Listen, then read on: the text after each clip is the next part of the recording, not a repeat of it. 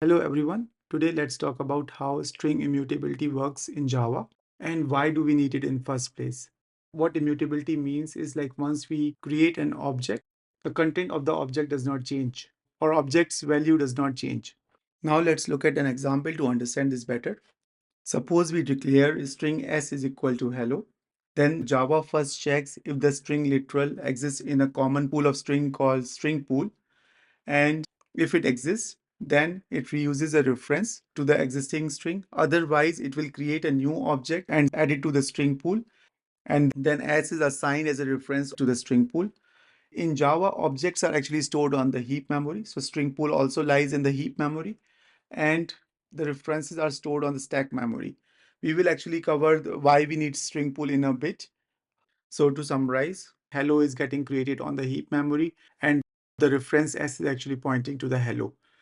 But what happens when we assign a new variable, say s2 to s? In this case, what will happen is string s2 will also point to the same object in the memory. So the hello object stays the same. It's just two different references pointing to the same object. But now, suppose we modify the string s such that we concatenate world to it. So it becomes hello world. So we say s is equal to s dot concat world. In that case, what will happen is string object hello will stay as is. So this is what immutability means. But we will create a new object with the content hello world and point the reference s to it. So hello stays as is and the old object s2 will still continue to point to it. And now we have two objects, hello and hello world, in the string pool. So as you can see, every time we modify a string, a new string is created. But won't it create a performance overhead if we create a new string object every time there is a slightest modification to the string? And the answer is yes. So that is why Java designers actually introduce a concept of string pool. So for example, when I created this world hello, it will stay as in. And now in the future, if someone creates a hello object again, it will be interned. That is, it will be reused and the new reference will actually point to this already created object. So this was one way they tried to actually solve the performance overhead with the strings. Another way is to actually, as a programmer, we being conscious of which string implementation to use.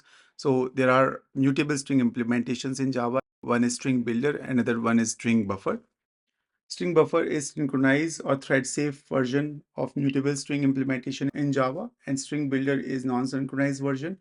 StringBuffer is that's why slightly slower because synchronized methods allow only one thread at a time and involve locking mechanism, while StringBuilder will be non-thread safe. So if you have to work in a non-multi-threaded environment, just go with StringBuilder.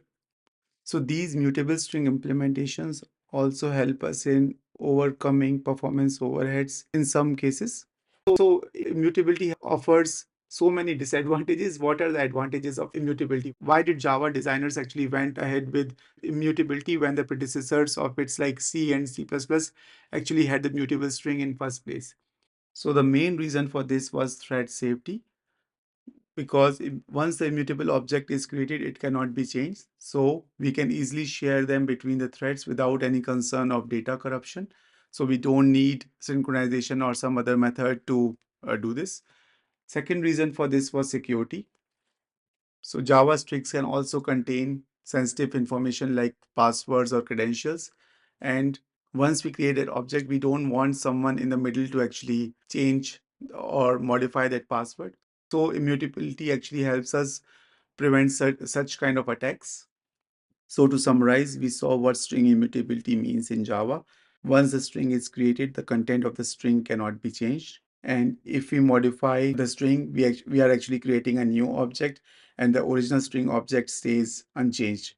We also saw the performance overheads with the string. So one way to overcome was using string pool.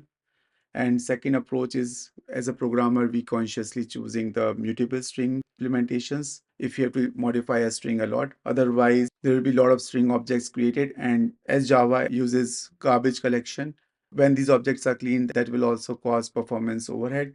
And then we saw the benefits of immutability overweigh the disadvantages of immutability.